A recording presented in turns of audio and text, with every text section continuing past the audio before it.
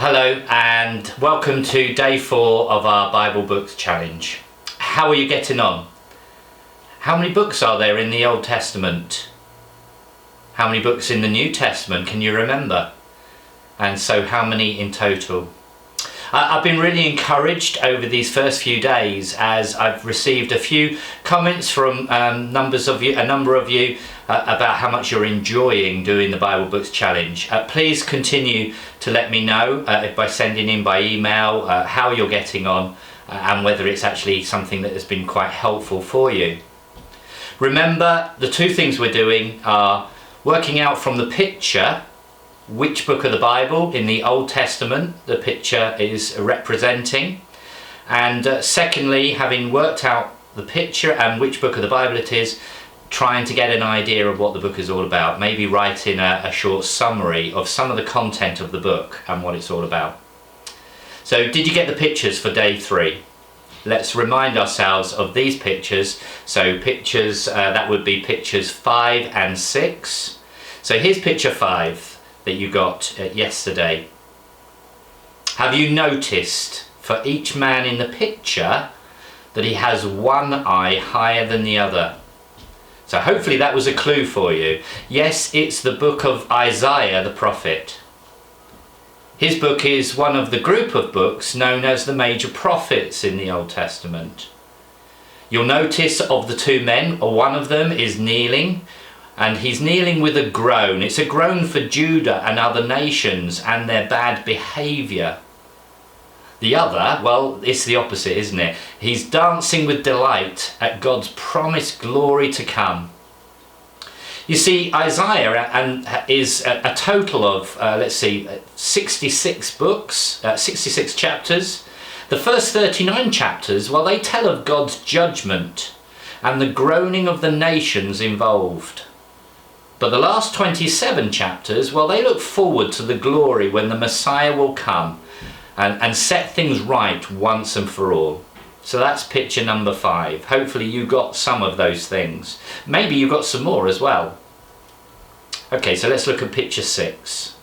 Picture 6, well, have you noticed in picture 6 that the man in question, well, what's he holding? He's holding a conker. This man's focus is to conquer, not conquer as in the fruit, the nut, but conquer as in to beat another nation. It's spelled slightly differently from the one he's holding. I'm sure you got this one too. It's Joshua.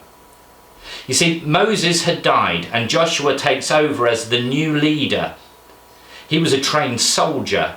And in the picture, he's playing conkers to help us remember that his book is all about how, with God's help specifically, he conquers the land originally promised to Abraham. The first battle, I'm sure you know, the first battle was at Jericho, where God makes the walls fall down as soon as all the people shouted and blew their trumpets. Joshua is 24 chapters long. The first half is all about dividing the land and conquering it, beginning at Jericho. The second half, well, that's all about dividing the land up, and it's dividing up for the 12 tribes of Israel as they settle into it. So, are you now ready for pictures 7 and 8? Here we go. Here's picture 7. Again, reminder, it's from the Old Testament. So look at the picture, observe the different things. We've got it seems like some dreams there. We've got the man in particular lying on a lion. It's almost a pun there. So work out which book is this from. Which book of the Bible does this picture represent? And remember, once you've got the picture and you've understood it and you think you know which book it is, have a look at the book, turn it up, maybe have a look and see what you can see in terms of what the book is all about. Okay, here's your next one. So this is number 8, our 8th picture. We're doing really well with these. Okay, again, look very carefully at everything that's going on within here.